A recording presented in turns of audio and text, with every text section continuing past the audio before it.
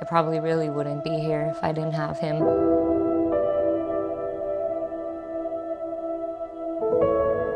Let Them Live not only saved my baby, they saved my family. Whoever saves one life saves the world entire. And that's something that I hold dearly in my heart. Because a human life is precious, a human life is priceless. If you can save even just one life, you can change the world forever.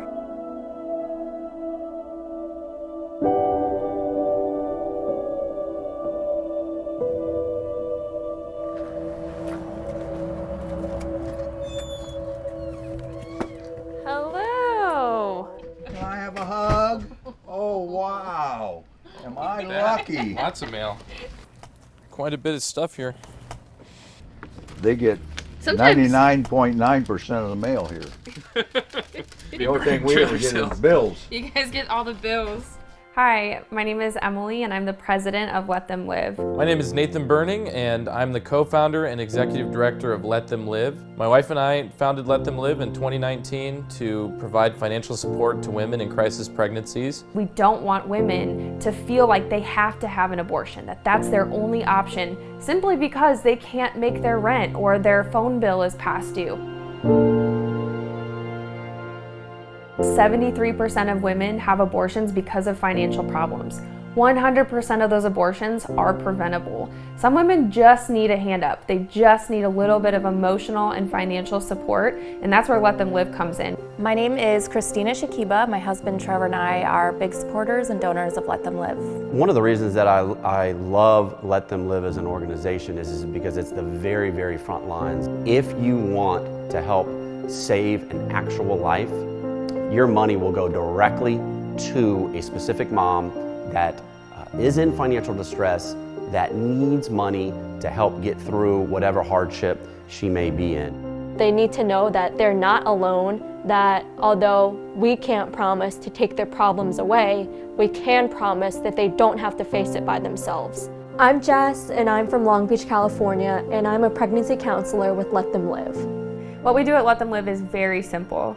We get connected with women that are pregnant, that are in need of financial support, and we crowdfund. We pair donors with specific moms to support them during and after their pregnancy. There's no strings attached with the organization.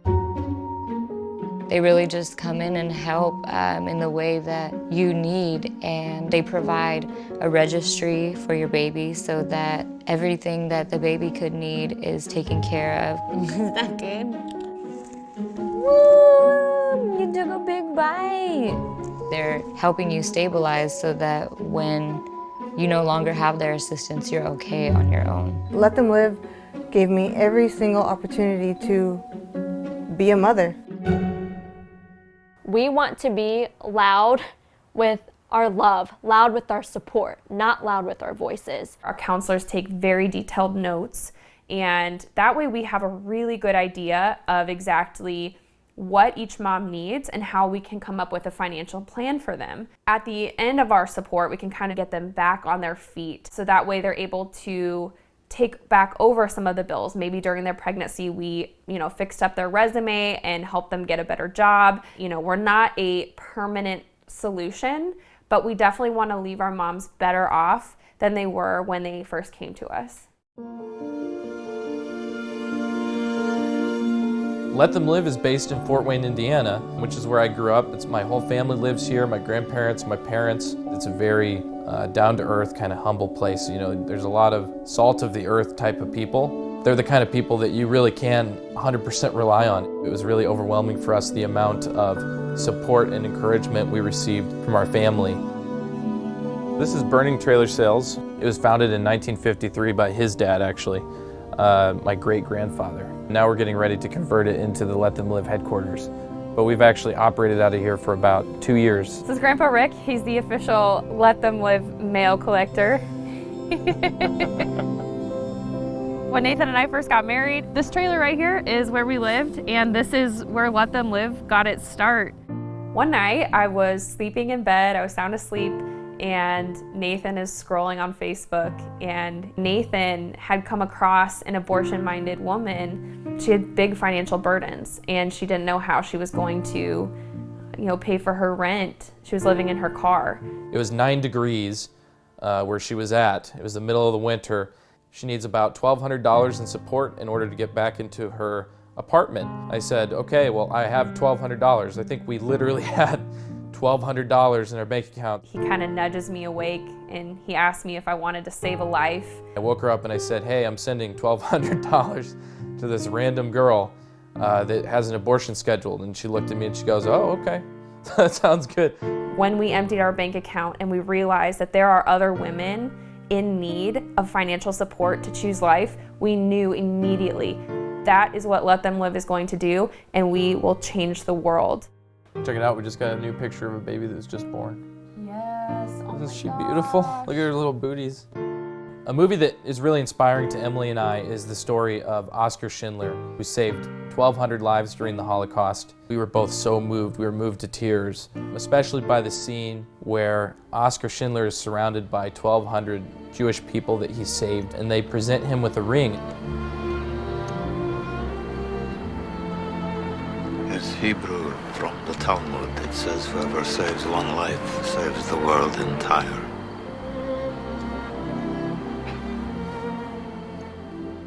Well, what if we could apply this to abortion? When a life is saved from abortion, the ripple effect of that is amazing. What I would want the donors to know is it's not just that one life that they're saving, the preborn child. They are saving so many other lives involved. They are saving the life of that mother who needs so much help and support. They are transforming her life. You are giving a grandfather his grandson. You are giving a child their sister or their brother who they're going to grow up with. Future generations are alive because a life is saved from abortion.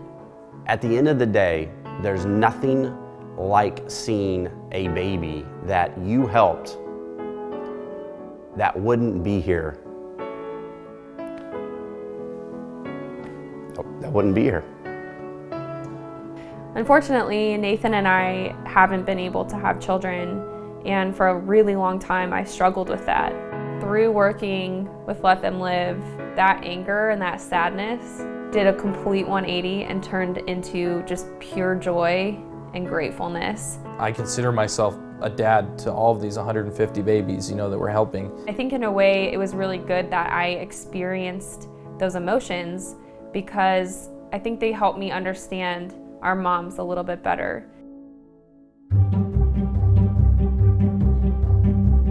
It really surprised me that I had people, strangers, that cared about my situation, that were willing to help and step in and provide support. And I'm just a stranger to them, but that support changed my life. The work at Let Them Live is challenging and sometimes exhausting for sure, but it is beyond worth it to just picture the lives being transformed. When you see a mom have the baby and the joy that she has when she actually holds the baby and sees him or her, it's amazing.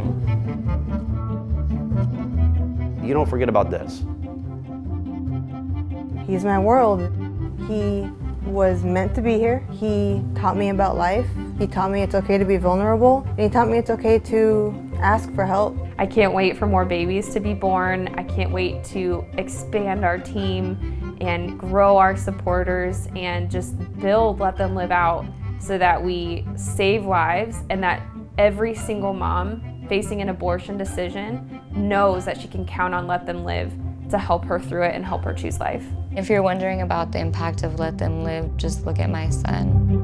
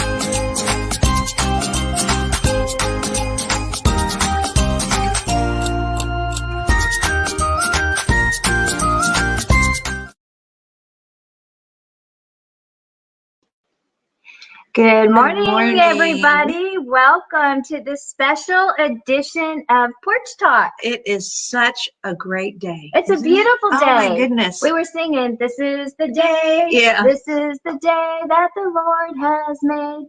Well, we are excited about this Porch Talk.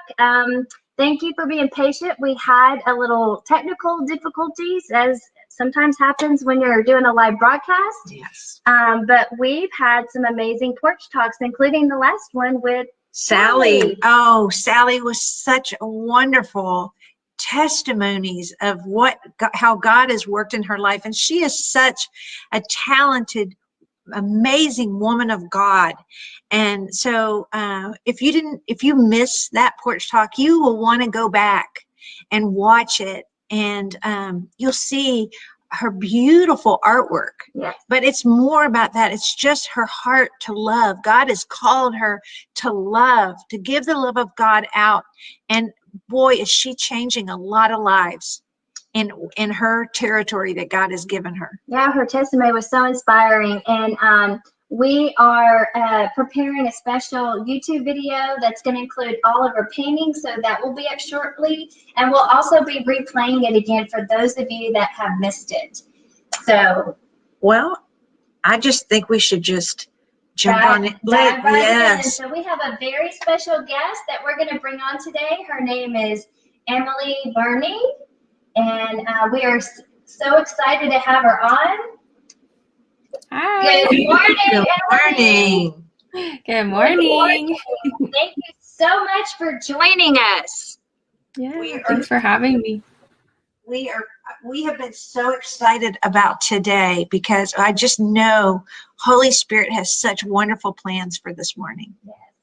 Yes, we are. It was kind of a divine encounter how the Lord brought you to Porch Talk, and after meeting with you, Kim and I were so blown away by her testimony of how God is using her in such a powerful way to keep many women from having abortions. And I just have to point out that this beautiful woman of God is only 26 years old, and God is using her in a powerful way, and I just had to point that out because I want people to know that it does not matter if you are 26, 66, or 86 years old. Yeah. God, all you have to do is give your yes. And Emily is going to encourage you through this broadcast because that's what her and her husband did. And so I am so excited because you guys are going to be so inspired by her testimony. Yes. So we want to jump right in if we can and just start talking about all about you and how God let them live, how he birthed it, so to speak. Yes. So can you just tell us just briefly about your background? Mm-hmm. My background, I grew up in Colorado in a Catholic home. As far as the pro-life issue is concerned, like I had some knowledge of, that we were pro-life, nothing really,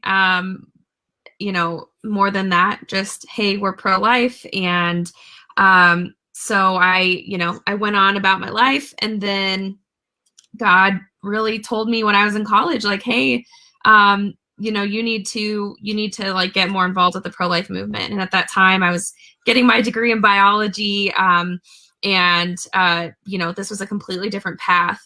So my background really doesn't reflect, what I do now, but it's such a beautiful thing. And it's such a great learning experience to kind of be thrown into something that, you had no idea you would ever be a part of. You shared with us when you were telling us this testimony that there was a little tension that went on between you and the Lord because this was not what you had in mind, and the Lord literally was redirecting your path. So can you talk with us about that struggle that you had? Yeah. I mean, I think we all can relate because we all kind of have plans for ourselves sometimes. We make plans all the time. We count on tomorrow. We plan into the future. We have passions and desires. And so, I wanted to be a veterinarian, and that was like my goal, my lifelong goal.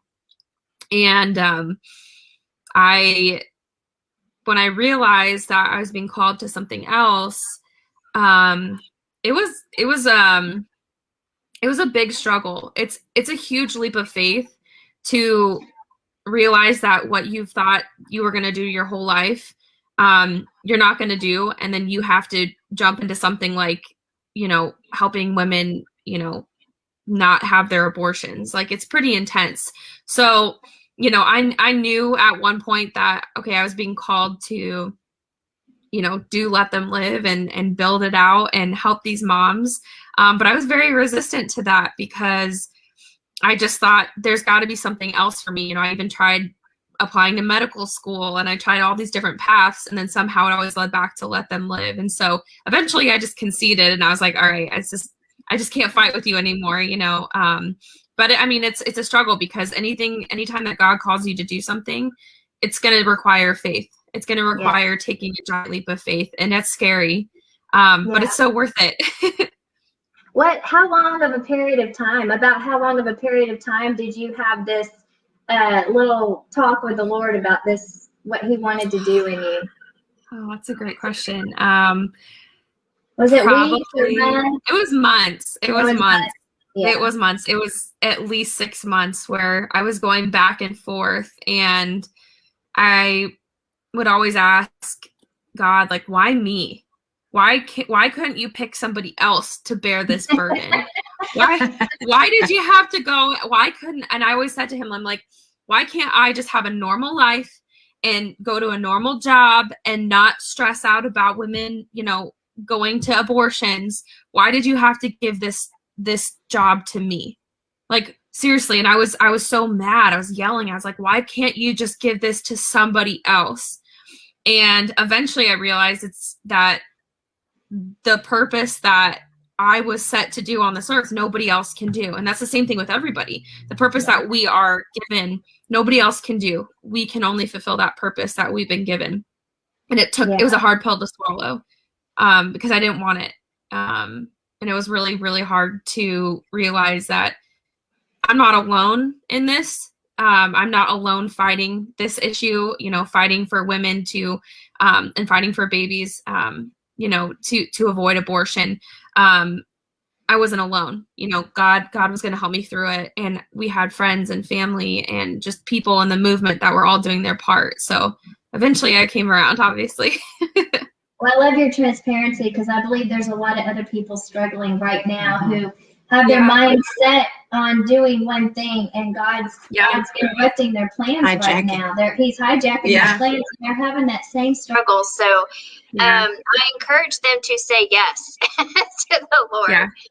It's worth it. It's scary, but like I had mentioned, whatever we think we're capable of, whatever we think, we're able to do, take that times infinity, and that's what God can do. So if you just give your yes, there's no telling like what can come out of that. Well, and I just want to say one more thing about that. It's from God when it's bigger than you. If it's something you can do in your own strength and your own might, chances are it's not from God. If it's something that that there's no possible way you can accomplish this, then it's from the Lord.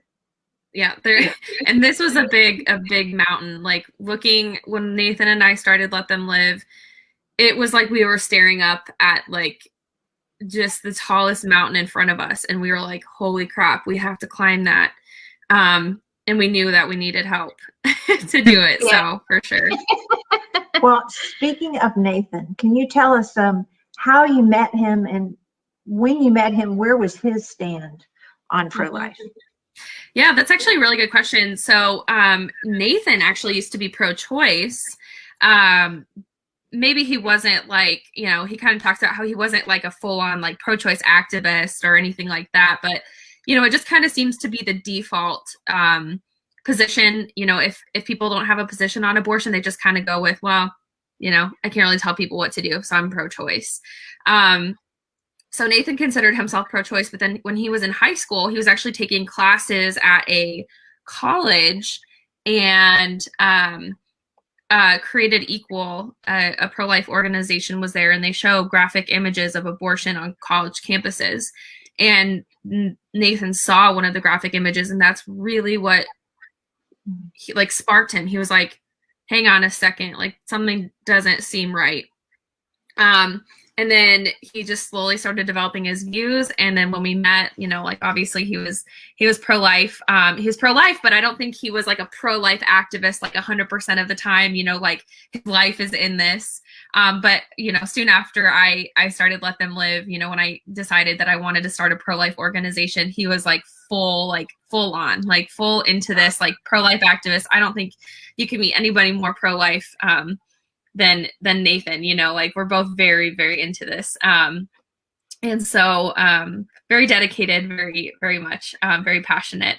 So I met Nathan through the Leadership Institute. We were both field representatives one semester, and it's a conservative pro-life nonprofit. So we, had the same values when we met, and we became friends. And we just, I guess our souls just really, I don't know, linked up. We just, I mean, I think back to this all the time because there's a reason for things. There's a reason that things happen. I don't believe that things just randomly happen. If I hadn't met Nathan, I don't know if Let Them Live would have started, and it wouldn't be what it is today. So it's like God knew from the very beginning, before I even met Nathan, that I was supposed to meet him because there's something bigger than us that we're supposed to do together. So it's just really cool to think back, and it's just a great reminder of like the partner I have, in this work, and the partner I have in this life. So yeah, that is so amazing. I got chills when you said that. Well, the amazing testimony about Nathan is when he saw a woman on Facebook that was pregnant, and it just pierced his heart, and he approached you, and he said he was going to help share about that story. Yeah, so we had just gotten married, and at this point, we had already like quit our jobs to do Let Them Live full time. So we didn't have any money, like we just didn't have anything really. And Let Them Live really wasn't what it is today as far as like giving financial support to women. We were just kind of existing. We didn't really know what our like mission would be. So yeah, we were on Facebook one night, or Nathan was, and it's like 3 a.m. He's like super nocturnal, and he comes across this pro-life Facebook group, and this girl is saying like, hey, my cousin is going to have an abortion. Like, I don't know what to do. Can anybody give me advice? So Nathan like messages her and is like, hey, like what's going on? Like, why is your cousin going to have this abortion? And we found out it was because of financial reasons. Like she got evicted. She was living in her car in 9-degree weather. I mean, it was pretty bad, and she was going to have an abortion, and she was in Canada actually. So that meant that, Canada pays for abortions. A few states in the United States pay for abortions as well. So you find women in these situations, and they have ways of getting abortions. So she had an abortion scheduled, and we basically found out that, her bills and her financial needs were pretty much matched up with what we had in our bank account, which is it's not a coincidence. So Nathan kind of like, this is like typical Nathan fashion. I mean, Nathan is so funny. He just is a huge risk taker. So he'll like tell me things after the fact, or a lot of our conversations start with, okay, don't get mad at me, stuff like that. Like he is such a risk taker. So he kind of like nudges me awake, and he's like, hey, like, we gotta empty our bank account. Like, are you cool with like saving a life from abortion, like using money? And I was like, okay, I guess so. Yeah. Like, let's do it. How can you say no to that? So we did it. We paid for her bills, and she canceled her abortion. And that is the moment that I had been waiting for. I knew for a long time, like something was coming. You can feel when something is like brewing, when like God is like, something's going to happen. And I still feel that to this day. So I'd known for a long time, like, okay, we're going to figure out what our mission is with Let Them Live. Like, it's going to be so clear to us, and it's going to be so unique. It's not going to be something somebody's already doing. And in that moment, I was like, light bulb, like, oh my gosh, this is what we're going to do. And then we started researching it, and we found that 73% of women have abortions because of financial reasons. And that statistic just like, it just knocked the wind out of me. I mean, what a high statistic for something that's so solvable, you know, money, just raising money from people. And I mean, it's such a solvable problem. So that's the moment that we knew. And it's because Nathan was on Facebook that night. Wow, that's amazing. God clearly perfectly paired you guys up. Has that influenced you? Maybe you were reserved, but Nathan being a risk taker, has that influenced you? Is he giving you the courage to be all in when he comes to you now? You trust him and you're like, okay, we're all in. And so, like, do you have another example you can share of that? It's interesting because I do feel like I'm kind of more open to things that, you know, he does, like, as risk taking, but then sometimes I feel like I'm even more like, I ask more questions now, like with things outside of Let Them Live. You know, he'll come to me and, you know, literally 2 days ago, he called me and he's like, okay, don't get mad, you know? And so I'm like, what are you talking about? Tell me about this, you know, like the typical like wife, just like grilling him with questions.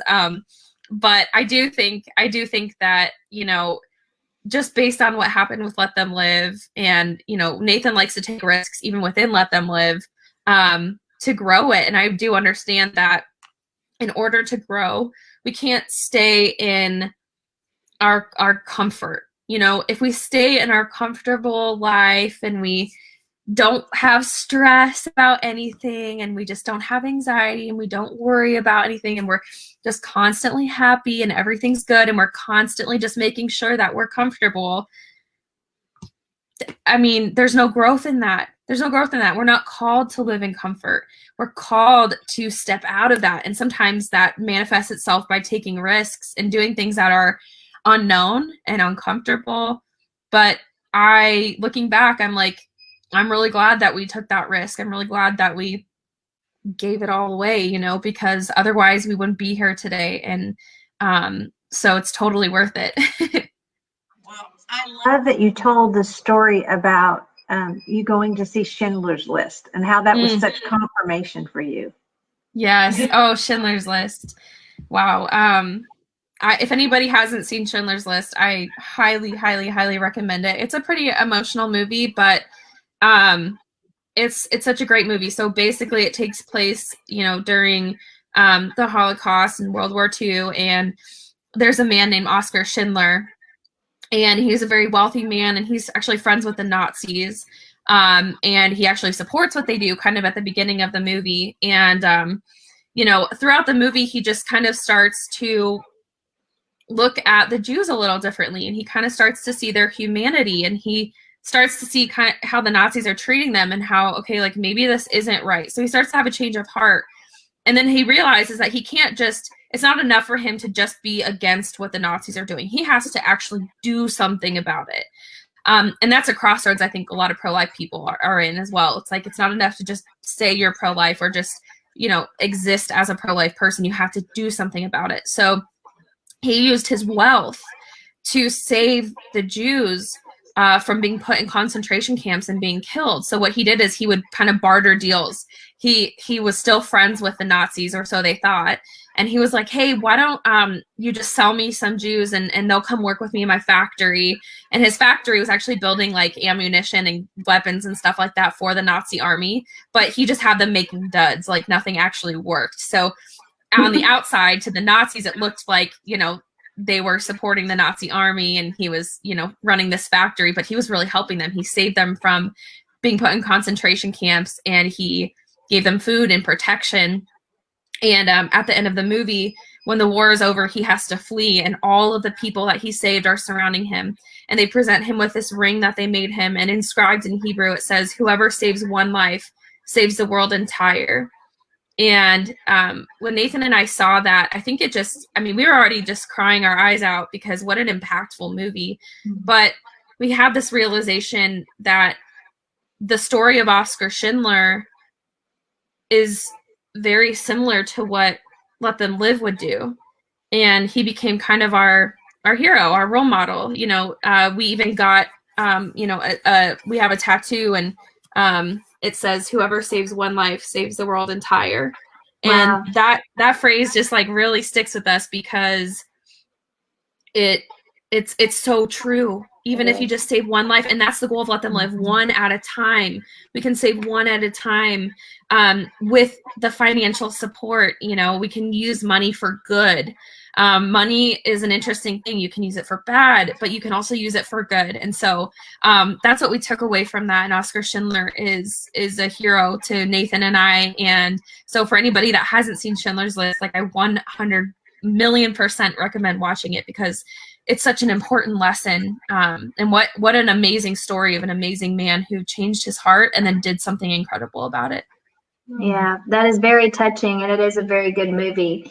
Well, your parents must be extremely proud of you, but share with us where your parents were when you first started this journey. Here you are going to college, and you know, one of the biggest concerns I know as parents is their kids being able to support themselves and take care of themselves in their journey where they don't have to, which is why they help give them an education. So share that journey about your parents and where they are now, as far as what they're seeing, that what you guys are doing and how much of an impact you're making through this ministry. Yeah. So I mean, just like anybody's parents, you know, especially, you know, kind of that baby boomer generation, it's kind of set up, life is kind of set up where you go to college, you get a degree, you get a 9-to-5 that pays the bills, you start a family, you know, you work for the man, that type of thing, you know, and that's just kind of the status quo. And in college, I called my parents one day and I was like, hey, I'm not going to vet school anymore. I'm going to be a pro-life activist, kind of out of the blue. So I can understand why they were like, are you sure about this? But they told me, like, they were pretty upset. They were like, you're not going to be able to support yourself. Like, you're not going to make any money. Like, how are you going to be able to like exist? And for me, I was like, my passion is enough. But for other people, it's like, first and foremost, you know, how are you going to pay the rent type thing? And I'm kind of like, yeah, it'll figure itself out, you know? But so I think there was definitely like skepticism. And then even when I met Nathan, you know, once we started Let Them Live, you know, even his family, like all of our family members, and you know, I think there was some skepticism because it's like you're going out on your own, you're kind of forming your own thing.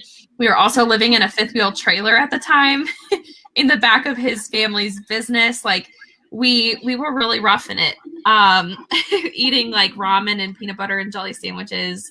I think everybody was a little concerned about our well-being, but, you know, I mean, no one wants to see, you know, their kid just struggle, but, you know, I mean, we were being hit with like $38 insufficient funds fees in our bank account all the time, like, because we quit our jobs and we were just going full at it with Let Them Live.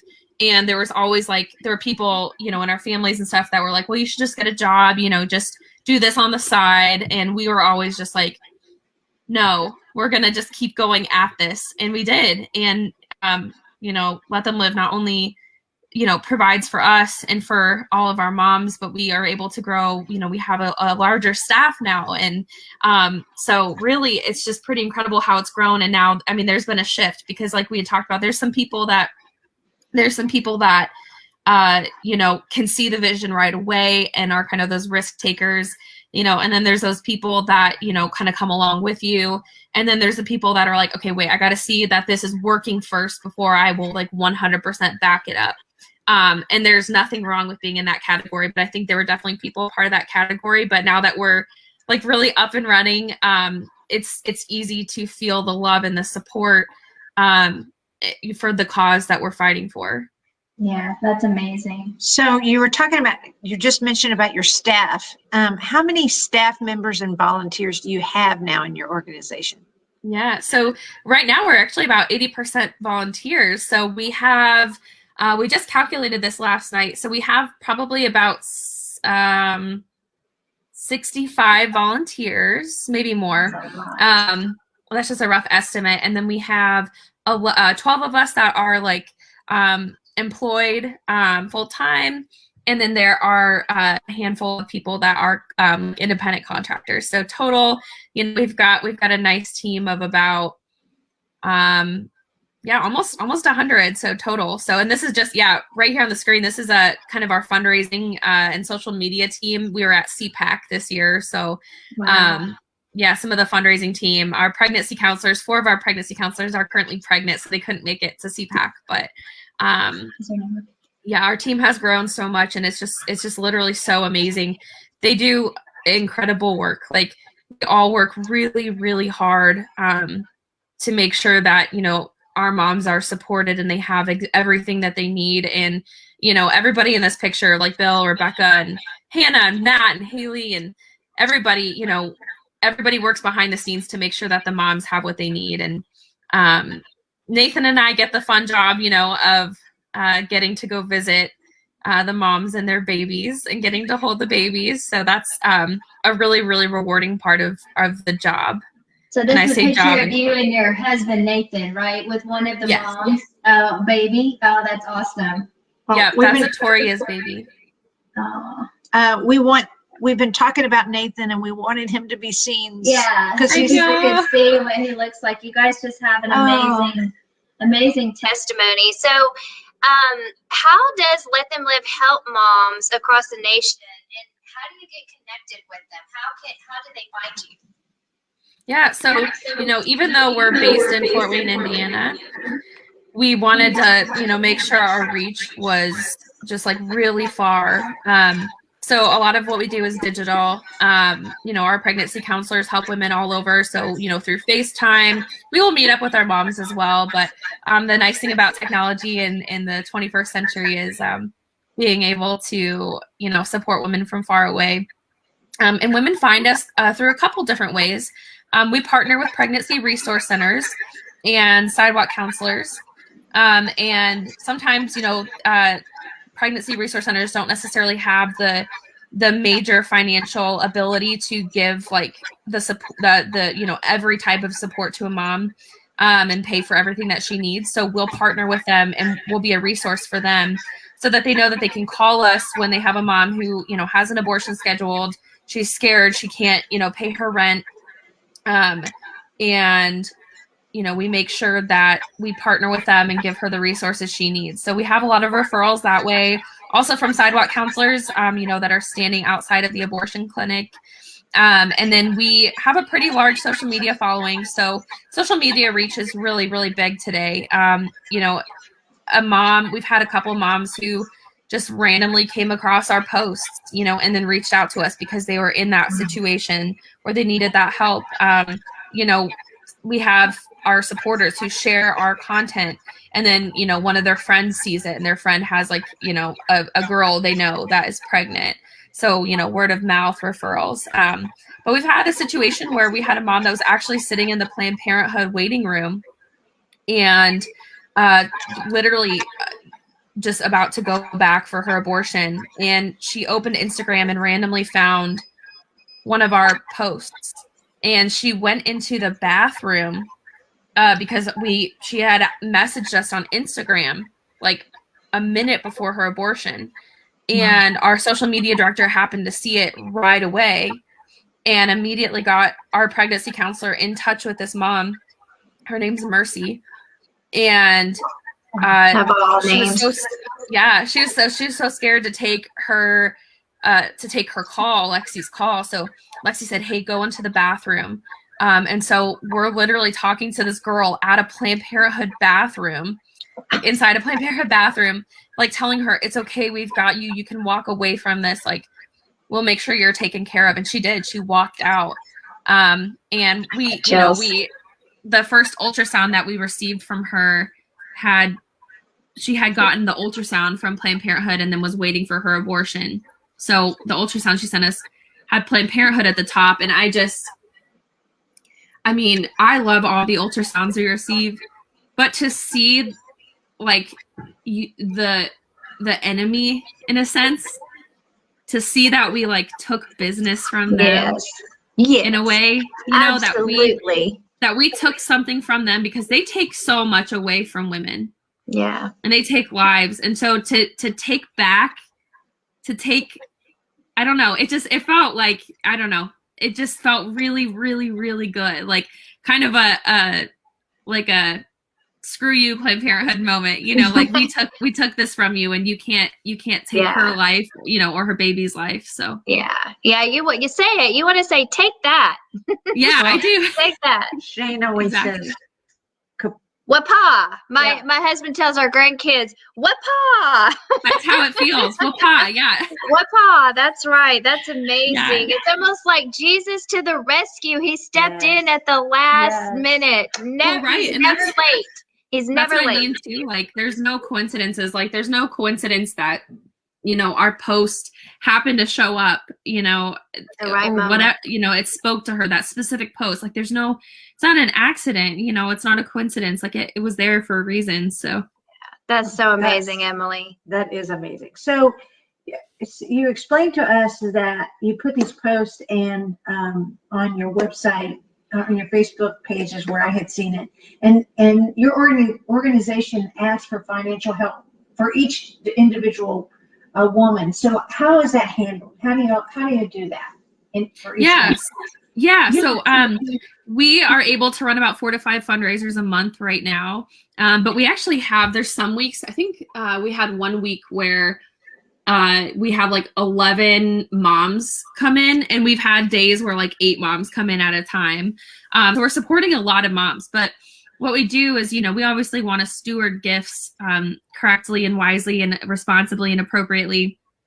So anytime we get a donation, we pay bills that are, that moms need help with directly to where they're due. So it's never like, oh, we raised, $20,000, here's a check for you.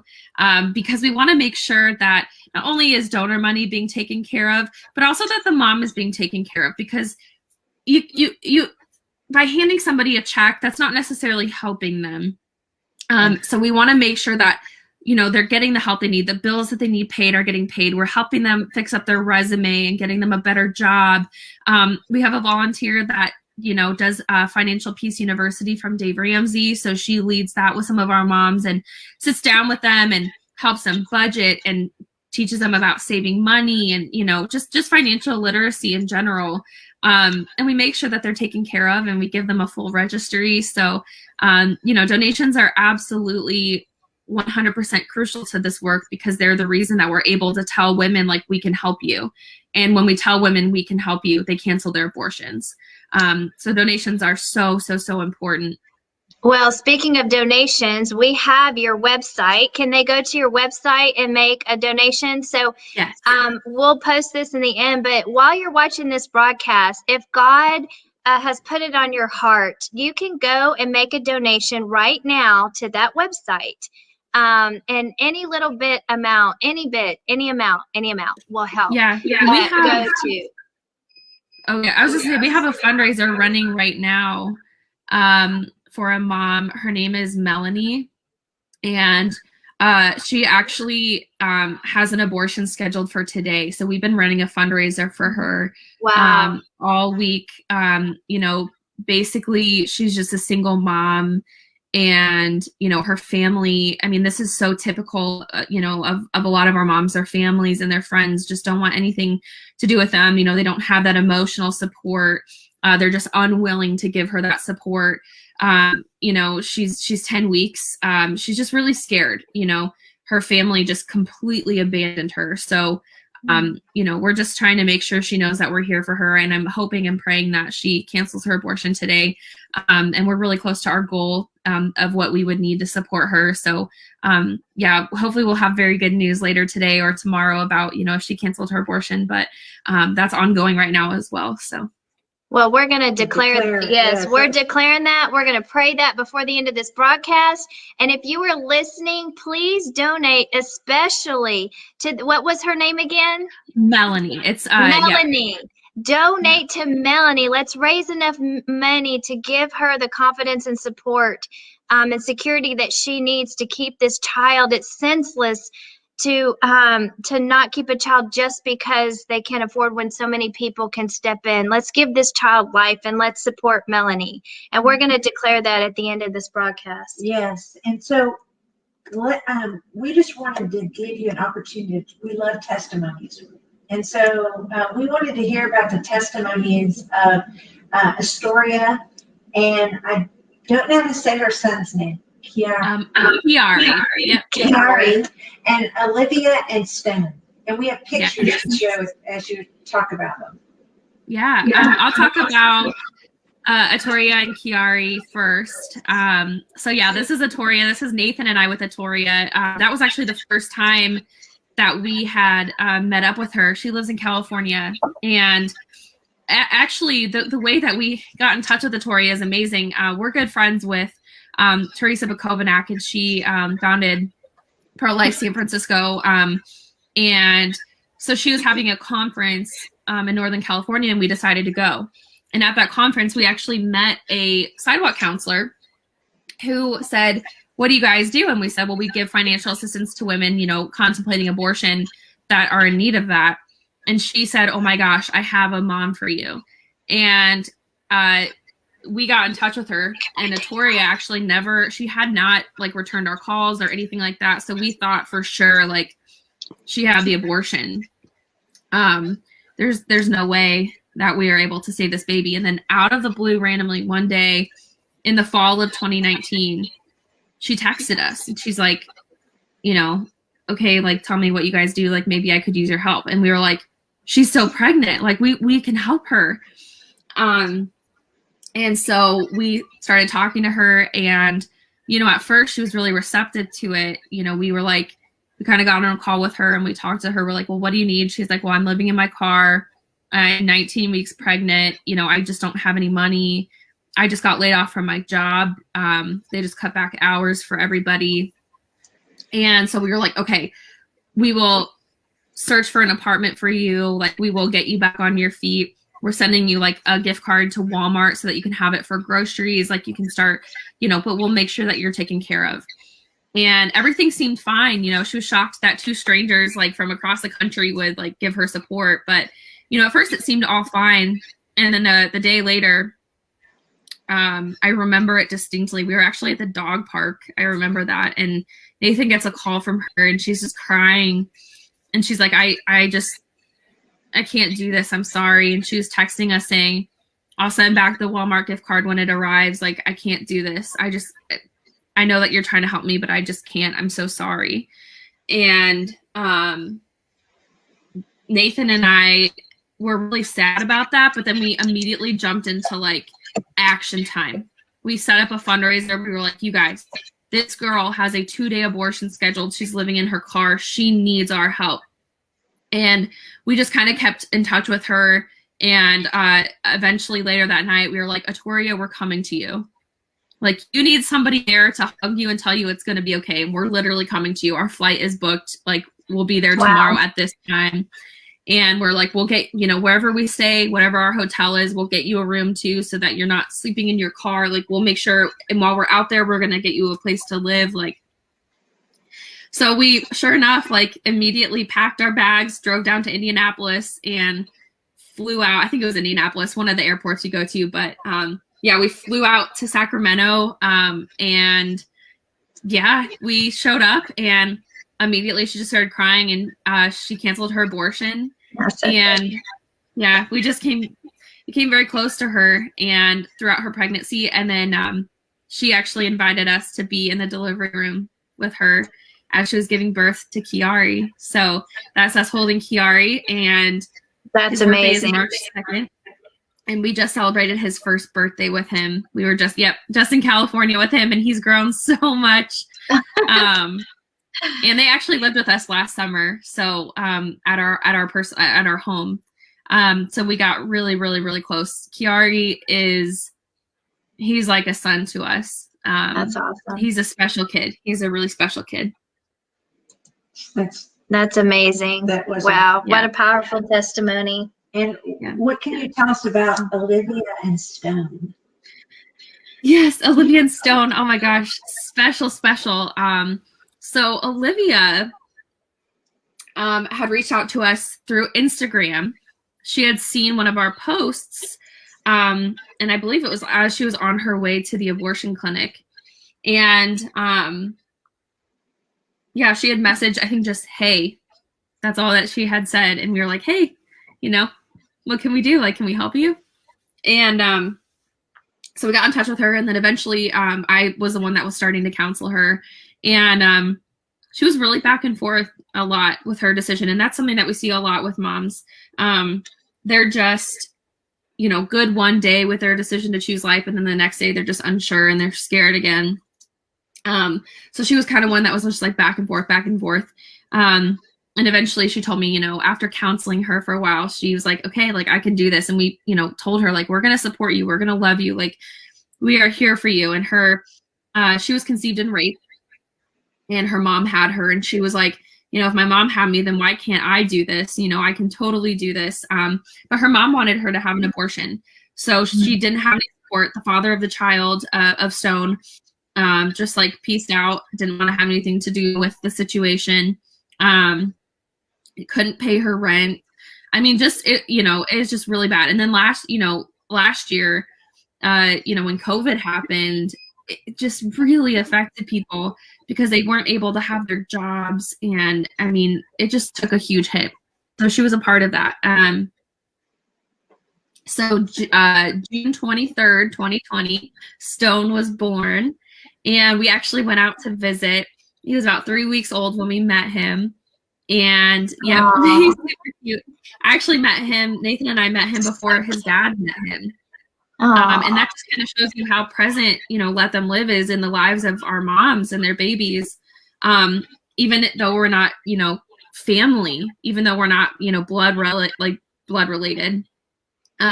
Stone is such a cutie. Both Olivia and Notoria, are each featured in their own like documentary mini series. So we just wrapped filming for Olivia. She lives in Atlanta. So we just wrapped filming for her. And Stone, I love doing these documentary filmings like with Notoria, and another mom, Jackie, filmed, and Olivia, because I get to kind of be the babysitter. So while they're filming, I get to go into the back room and take naps with the babies and play with them, and I get to be the one that holds them. And it's really special time because I look at these babies and these kids, and I'm getting to watch them grow, and they just wouldn't be here if it weren't for our supporters. And so it's a really big deal to me. They're like your personal friends. They're like your children too. They are, yeah. And all these moms are like my sisters, and it's just a very close bond that I have with them. And Nathan and I haven't had kids yet, and we've had a hard time, trying to have kids, but I believe it's for a reason, because Let Them Live is we're on a mission here, and it's really good. That's awesome.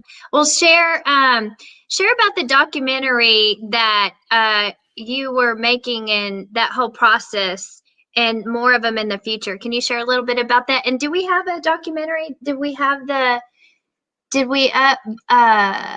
because it's the one. We don't have it. Okay, we're gonna play it at the end, but we have a documentary that we are going to play that you shared with us at the end of this broadcast. We'll post it on the at the end in the comments. But share with us about that. Yeah, so the one that you guys will see is kind of part one. What we decided to do was do kind of a shorter documentary that has Nathan and I in it. It has a couple of our donors in it. It has one of our pregnancy counselors in it. And it has like a couple of snippets from our moms. And we wanted to tell the story about how Let Them Live came to be, and who we are and what we do and the impact that we have.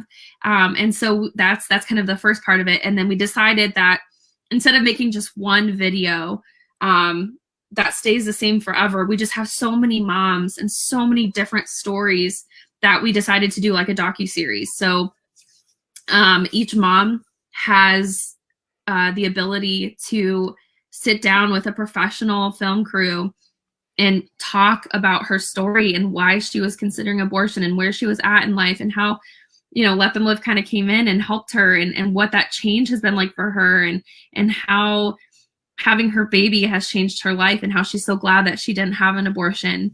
And so, filming the documentary has been amazing. Each of these moms has a completely different story that's going to reach so many different people. It's going to talk to so many different people. And it's just super fun. Like, this is the best part about my job. I get to travel. I get to meet all these different moms. I get to hang out with these babies. They get to share their story the way that they want to share their story. and they get to tell the world about themselves and their baby, and the power of just having community support, the power of just having people around you to love you and give you the support that you need. Really, that's all it is. And the director, his name is Justin Folk, and he actually directed No Safe Spaces, which is on Amazon. So he's an awesome, filmmaker in the conservative movement and the pro-life movement. So he joined, us in making these kind of mini docuseries, and he and his other camera guy, Anton, they travel with us. We travel together a whole lot. We meet up in places. We've gotten to be very good friends with them, and they do a really amazing job of just capturing the emotions of where these moms were at and just capturing their stories. I mean, we're about to release on Monday Atoria's story. So her segment, which is about 15 minutes long, and I still can't go through the whole thing without crying. It's a really, really intense story. So when that comes out, I'll share the link with you guys to our YouTube. Yeah, it's a very moving story. So look out for that, because I can tell stories, but no one can tell these stories about the moms better than themselves. Yeah. And it's just really impactful. So that's awesome. That's so neat. Well, can you share about your experience? You just spoke at CPAC, and how your testimony has really impacted that war on abortion. Yeah. Well, I was honored to speak at CPAC. I spoke last year as well. And it's a huge honor for me because Let Them Live is growing. And for me to be able to represent Let Them Live on such a big platform is really, really humbling. And I think it's important because, I think a lot of times in the conservative movement, in the pro-life movement, we have for the past, how many years since Roe v. Wade, we have really focused on like legislation and focused on the baby, and we've kind of forgotten sometimes about the mom and the person that's actually walking into that abortion clinic, and we've forgotten that politics is downstream from culture. And so if we can change the culture, then we can change the politics. So really, I'm trying to use this platform to show that like we can end abortion by going to the source. We can go to the source of these women, the women that are walking into that clinic. We can take away Planned Parenthood's clientele. Planned Parenthood, I could get started on a whole rant about Planned Parenthood, but Planned Parenthood is making money from these moms. They're making a lot of money from these moms. These moms are having to pay Planned Parenthood to perform an abortion. But when they come to Let Them Live and other pro-life organizations, we're not asking them to pay us. We're not asking for anything except for that they're open to letting us help them. So that should show you where our priorities lie versus where the abortion industry's priorities lie. They're not there to help women. So when we can meet a woman outside that abortion clinic and take her by the hand and say, we love you, we're here for you, let's go talk, let's figure out how we can help you, and you don't have to go through with this. You don't have to do this. It feels really, really good. And that's what we're here for. We're competing against the abortion industry, and to be able to talk about that at CPAC and to be able to share the message of Let Them Live to people, so many people is amazing, because the more people that learn about Let Them Live, the more donations we can get. The more donations that we can get, the more moms we're able to help and the more babies we're able to save from abortion. So anytime I'm able to talk about Let Them Live, I'm so happy to do it, because there's a bigger mission here. There's a bigger thing at play here. And that's saving lives from abortion and helping women to see their worth and to see that they're more valuable than going to Planned Parenthood for an abortion. Well, and I just love how, you were given the analogy of how Planned Parenthood takes money from these mothers, which is all about the enemy, taken, and the Lord gives and the Lord provides, and I love that. I love that, how God is doing that in your ministry.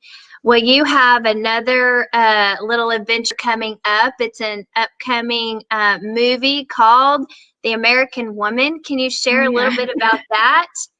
Yeah, so I was part of filming a documentary called American Woman, and it basically just highlights women that are in, kind of on the front lines, basically fighting, for our country.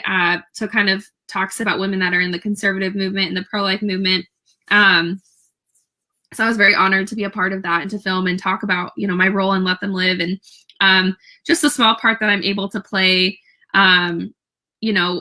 in this world of abortion just being rampant, and just this world of women when feminism is so out of control. This movie kind of highlights women that are really empowered and really want to empower in the right way, not this crazy feminism, 21st century feminism, but showcasing the real feminists like Susan B. Anthony and Alice Paul, the ones that really stood up for women and the unborn, and really believed in things like the right to vote. I mean, just actually noble things. So this movie just kind of highlights people that women that are existing today that are kind of leading the movement and on the front lines. So that's so neat. Yeah, it that's just amazing. reminds me of Wonder Woman. You're Wonder Woman. Oh. And the Christian Wonder Woman. Yeah, absolutely. That's amazing. So how can our viewers partner with you? Yeah. And talk a little bit also about the baby registry that they can join in. Yeah, for sure. Well, the best way is, like I said, donations are super important. I mean, there's people that, like us, like myself and my husband and our team, that are able to take the time to do the work. And then there's people that maybe have jobs, but they're able to donate. And both are equally as important. Both roles are equally as important. So donating is huge. Going to letthemlive.org. We also have a lot of volunteer opportunities. And, like I said, we have a fundraiser going on right now as well. And I mean, hopefully that, this, if you're seeing this and you just need encouragement about whether or not you should take that next step into, starting a pro-life nonprofit or becoming more vocal about the issue, like, please just do it, it's just so important. This issue is way too important to not do anything about it. Spreading the word about Let Them Live is also just huge. Like this graphic shows, is just social media. The power of social media is just incredible. And then on Monday, I believe we have another registry that's coming up for one of our moms that chose life. So we do a full registry for all of our moms, so that they have everything they need. And so that should be posted on social media on Monday. So. That's awesome. It is awesome. Well, I believe Kim is going to say a prayer for Melanie. Before we go, we want to declare and pray over Melanie. Yes. The one that you're collecting the money for, that God intervenes and she changes her heart to choose to keep this beautiful baby, that this precious gift that the Lord has given her. Yes, I just want to say this morning. Yes. I was listening to a song by Maverick City called Jireh. And that's who God is. He's Jehovah Jireh. That's right. Our provider. Yeah. And he is enough. He gives us everything we need. So let me just pray for Melanie, and then we're going to have you close us in prayer for today. Okay. We just thank you that you are our Jehovah Jireh, our provider. And God, your word says that you supply all of our needs. And everything is yours, God. Everything is yours. And we just ask right now, we just call in the funds for Melanie. Yes. And we pray that right now that you just begin to speak to Melanie's heart. To make that choice for life for her baby. Yes. And I thank you that, Lord, that even now she's hearing you. You're giving her the ability to hear you, and that you're speaking to her heart, God.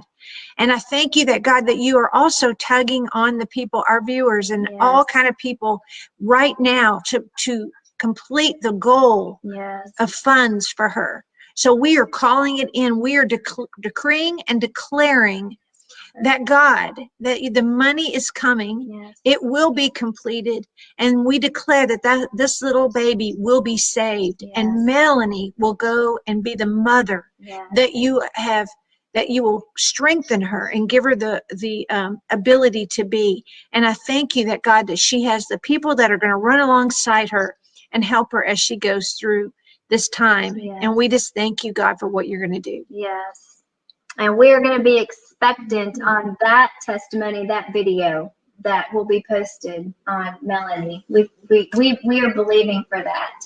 And we thank you so much, Emily, for joining us today. Your amazing obedience and testimony, I'm sure, has encouraged so many of our viewers, no matter where they are in their relationship with the Lord. And I know Kim and I were blown away when we talked with you yesterday, how God has just moved. And I don't think it was mentioned really that this has only been, less than 2 years that God has just really exploded this ministry. And we are just so proud of you. I know your parents are proud of you. Most of all, I know the Lord is just looking down on you, and he's just so proud of you. And we thank you. We know you have a busy life, and we thank you so much for joining us this morning. Absolutely. Thank you guys so much. I really appreciate you guys, giving me a chance to talk about Let Them Live and share what we do and share our ministry and our mission. And you guys have been just so kind and so amazing and supportive. And so anytime you want to talk, I'm always here. That's what I do. So well, anytime you have updates, we'd love to have you back on. We would love to have you back on in the future so you can update us on what God's doing in your ministry. We love testimonies. Yes. We love for God to get the glory. Yes. And see what he's doing, how he's moving. Yes. So so can you end us in prayer, and then we're gonna let you go on your busy day. Yeah. Darn, I love talking to you guys. I know, this isn't the last. You'll see us again. That's I promise. I feel like we've made a friend for life here. Yes, absolutely. Yeah. All right.